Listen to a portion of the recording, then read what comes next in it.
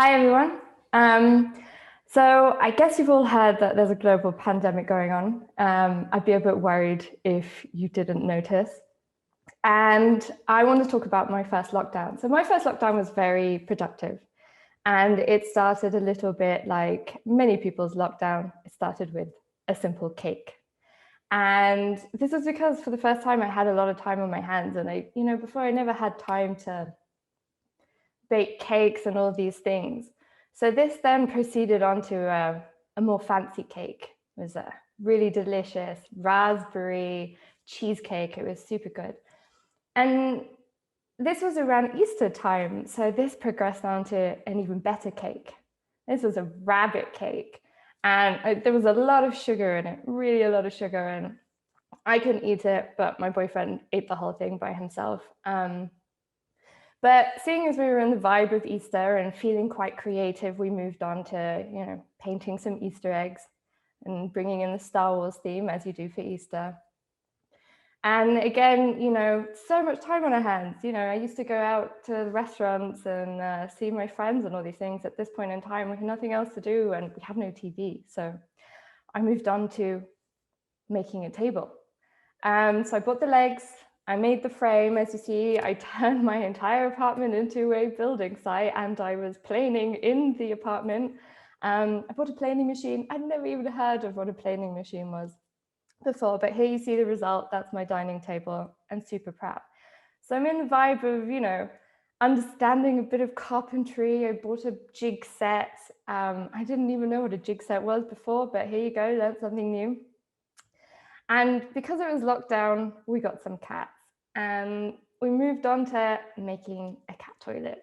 So because the apartment's quite small, I wanted to hide it all. I wanted to make sure that the smells weren't around and all these things. So you see that I moved on to making a little cabinet for my cat toilet.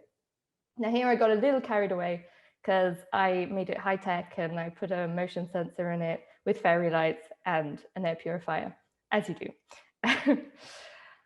And that moved on to then the balcony. I picked up a pallet from work a couple of months before, as you do, because you never know when that's going to come in handy.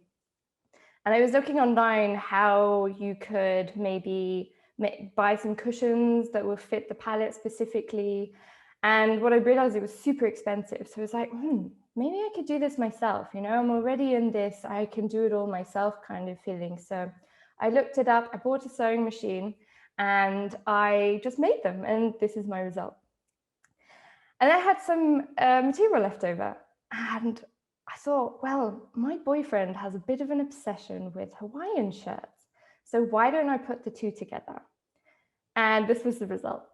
Now, this was my first attempt. I was totally winging it. I did not have a pattern or any of these things, and I thought, whilst I'm at it, I may as well make a mask as well. So what I'm trying to get here is that I am a Jill of all trades, or a jack of all trades, as you will. And I always was, and I was before the pandemic, but obviously because there's so much more time to be had, that this evolved even more. And the question really is where's it all started? So I've grown up very much in an environment with my parents that's really like, try and do things yourself, solve things yourself. And it's really a culture that I was brought up with. My dad would rather try and pull everything apart and fix it or try to put it back all together himself before he would ever pay someone to do it. And so for me, the big thing is this confidence of doing more started all here. Now, this is my apartment 2 years ago. We completely ripped all the walls out. We turned the kitchen into the bathroom and the bathroom into the kitchen and the living room into the bedroom and the rest. So I turned it all topsy-turvy. And this is where my real confidence in this feeling of, hey, maybe I can do this myself started. We learned so much here, and it took a long time. It took about 2 years to renovate. Because we were new at this, and we probably spent just as much time on YouTube, poring over the internet, learning how to do things better, what's the best quality of doing it, and all these things, as much time as building. And the result is this. There you see my table as well. So I think it's pretty cool, but it's my apartment. And so when I really think about where all this kind of jack of all trades, Jill of all trades comes from, it comes down to three things. It's awareness. So after renovating my apartment, I am so much more aware that I can do so many more things myself. And then education comes after that. Like once you know there are things that you can do yourself, then you know where to look on how to educate yourself. I spent many hours on YouTube. And then it's culture. So like I said, it's something that I grew up with. It's the DIY culture that I've grown up with in my own family. Particularly as kids, I know some people would, get presents like a little boat that they would float in their bathtub. And meanwhile, my brother and I were downstairs building these boats out of blocks of wood. And I even had my own saw. So this is something that has also been very much culture in my family. Hi, I'm Claire Thornwell. I'm a senior web performance consultant, and today I want to talk to you about why being a Jill of all trades really helps me and how it helps me apply UX principles in my everyday. So I want to start with you with my biggest challenge. Generally, I'm a UX advocate. I think it's super important. I've worked in product. I still am in digital. So this is to me one of the biggest challenges. And the biggest challenge about the difference between UX and UI is not necessarily that, but it doesn't matter how many different ways you explain it to people. You always end up here. And it can be really frustrating. And so I asked myself, why is this? And I've learned very often in so many different teams and different projects and different companies is that very often people don't really understand what UX is. Now I have a unicorn here because most people are like, yeah, we need a UX designer. But then they're the ones who write the job description of UX, UI, full stack developer. And you're like, that's kind of missing the mark. And then you've got the challenge too, which is it's really tough for UX designers on a daily basis that they have to justify their existence more than most other roles.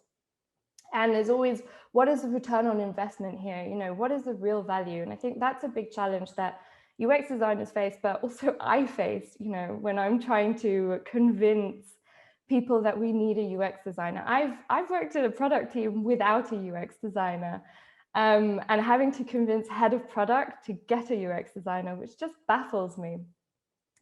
And then challenge 3 is that good UX is the responsibility of the UX designer only. Now, this is also a little bit confusing to me because if everybody just concentrated only on their own part, it would be very confusing. So this is what I saw on Instagram the other day. UX is the result of the entire team. Now, I felt this resonated with me so much because these 3 challenges that I constantly have really fall into this because everybody has a misunderstanding or a misalignment of what UX actually is. And this results in a huge misalignment within the team, which can cause quite a few problems along the line when you're in your project. And if everybody actually thought this way, you might avoid this situation. Now, this is 10 people in a project seeing the definition of a swing 10 different ways. Then you see, the customer explained it this way, and it goes all the way through to what the customer really needed, with all the people in between. And this is the issue that I really see across working in product teams and generally in digital, is that we all want the same thing, but there's a huge difficulty with misalignment. And so the question really comes back to, what does it all come down to? And I come back to, it's really about awareness of UX or just awareness of what your team needs. It's about education across the team as well. And again, it's about culture. Now, these are the 3 main things that I have realized that really influence a lot of my daily work in product. It really influences my team. And so I want to talk about these 3 things. But what I've also learned is that awareness and education are two things that you can basically control now. And culture is something that takes a long time to influence. So I'm going to start with awareness and talk about the things that I've learned and maybe wish I'd known a little bit sooner. So for me, the biggest, most important thing is align with your team. Identify the status quo. You need to sit down with your team and really understand, what do you actually know? What is your understanding of UX? What is your understanding of all the things that we need to achieve? And are we on the same page? Because we might all be thinking about, it comes back to the swing picture, thinking about birds, right? Think about a bird. Now, you might be thinking about a pigeon. I might be thinking about a stork. Someone else is thinking about an eagle. They're all different, but they're all birds.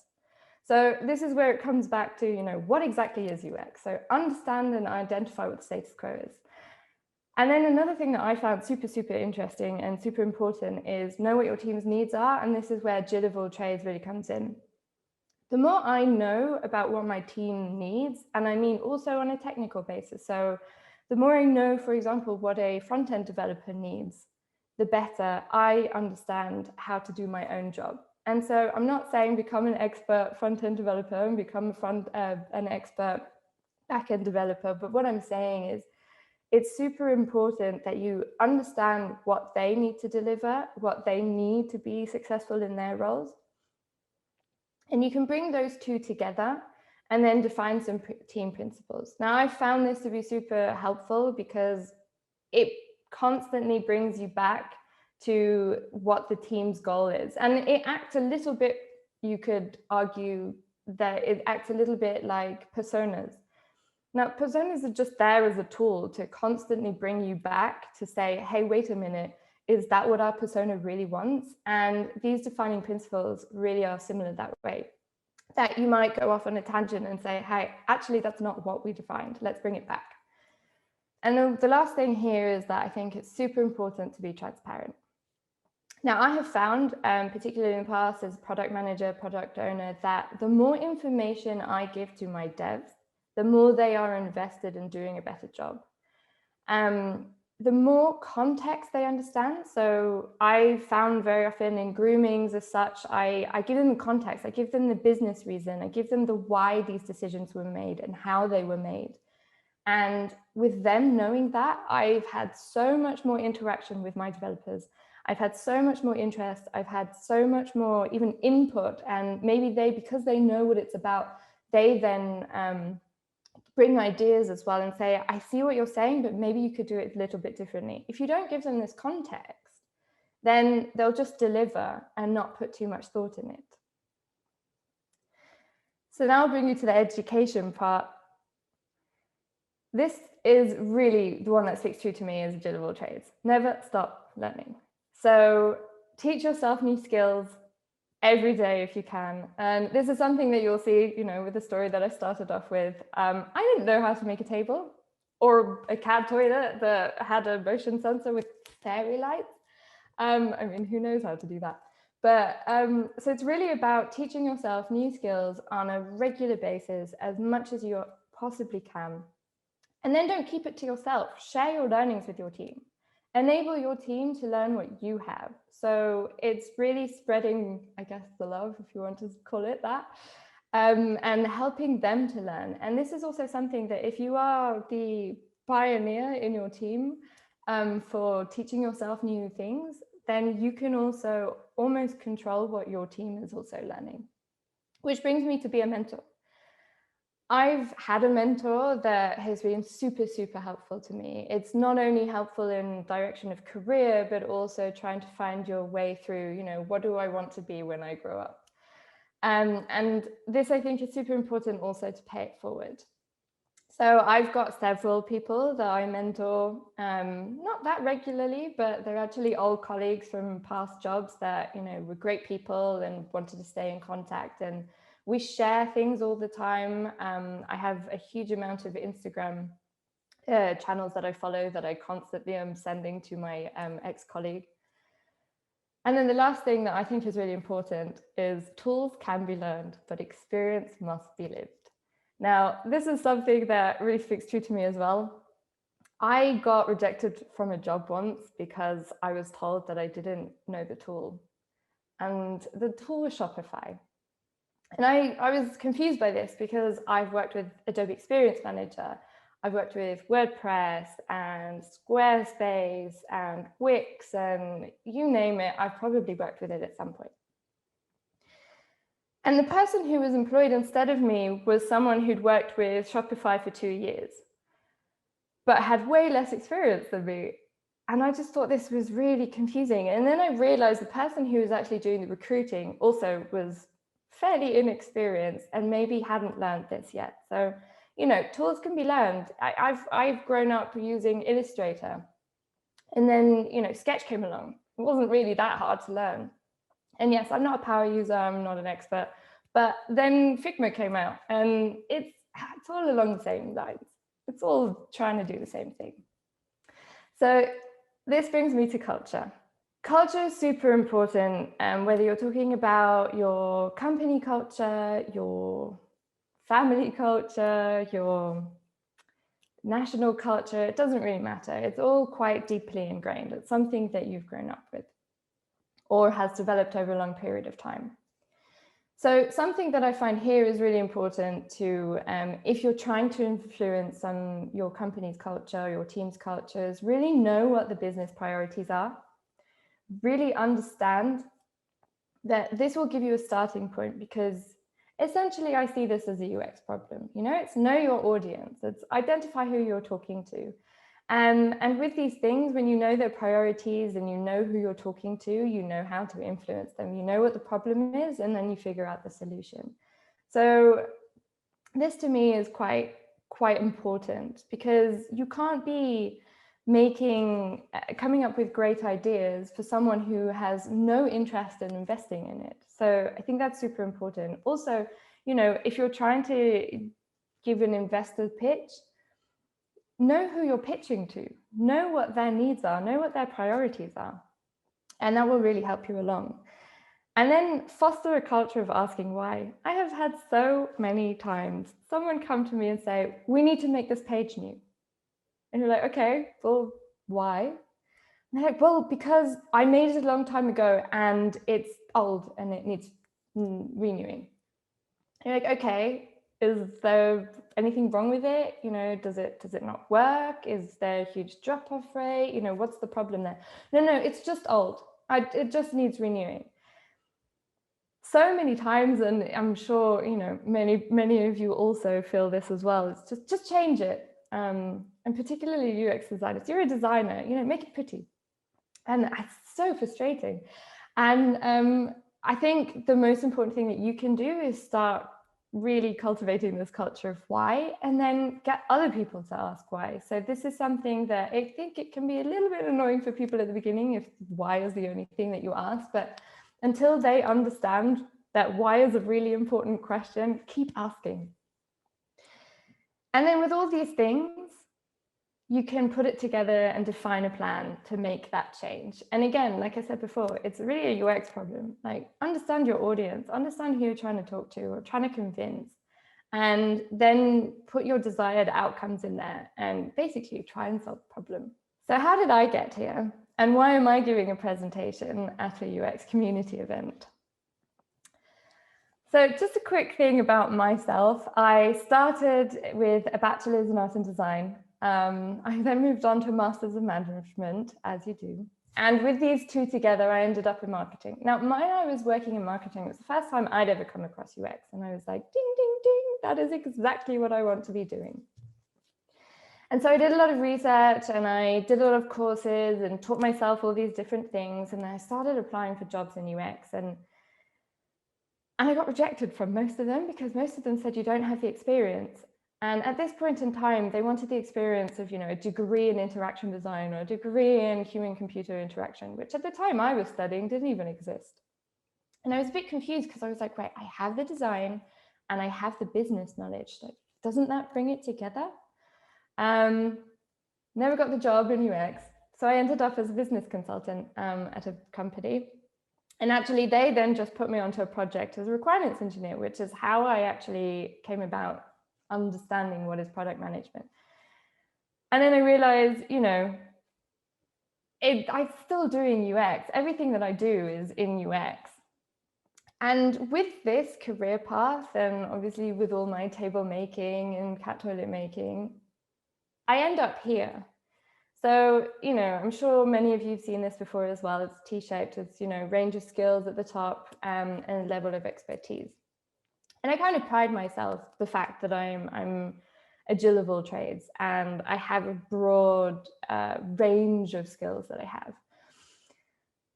But then I was working in a job at some point, I got promoted to senior and I got told, well, now you're a senior, you have to specialize.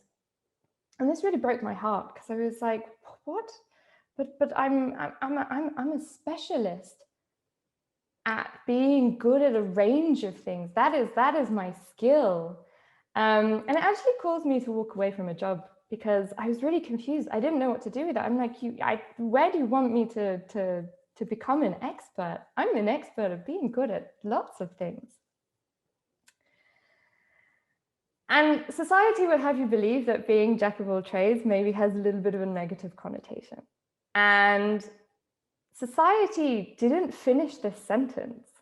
It just cut off this sentence where they felt it was convenient. And if you read the whole thing, jack of all trades is a master of none, but oftentimes better than a master of one. This is positive connotations. So it took me a long time to come to terms with the fact that I'm not a specialist. I never will be a specialist. I don't intend to be a specialist. I am a generalist and I'm pretty good at most things I do, except for anything to do with musical instruments. So this made me realize that actually I do not need the job title of a UX designer. I really do not need it. I work in the digital world and I work in product and now I work in web performance. All these things are UX on a daily basis. And this really comes back to the quote before, you know, UX is really the effort of the entire team. I am part of that team. So UX is in my blood, if you'll have it. And I think that was one of the biggest realizations that I've had throughout my career is I don't need the title to be doing UX every day and to be creating great products and to be supporting UX designers and getting help from them. Which brings me to the 4 principles and kind of summarizes everything that I've been telling you today is this is how I apply these 4 UX principles in my daily life.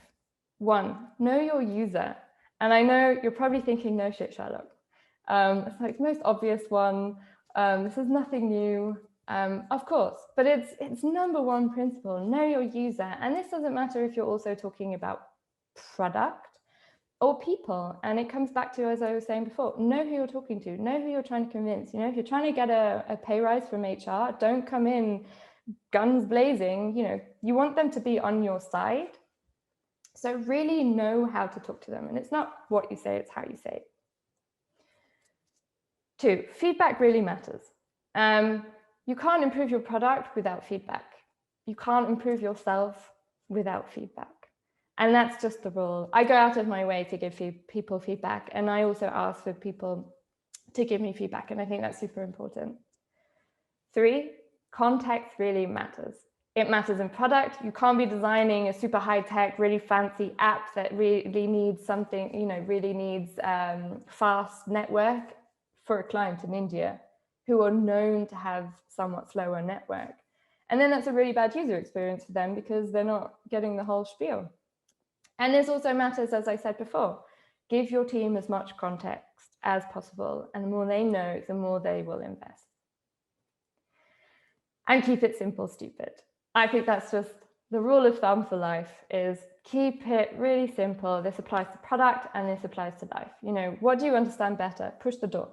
Or apply your hand on this item and then apply some pressure.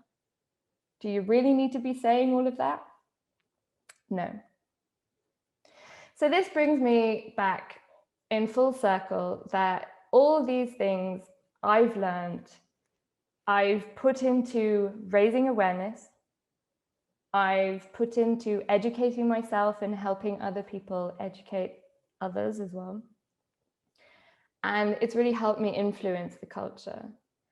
These are the three things that I think are super important to think about why people are maybe misaligned in your team.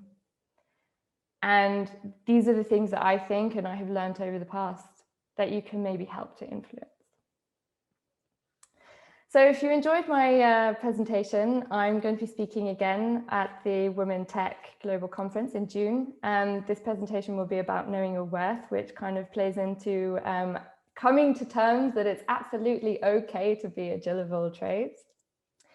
And if you're interested to continue the conversation or want to ask me any specific questions, come add me on LinkedIn, and I'm always happy to have a coffee with you guys. Thanks for listening.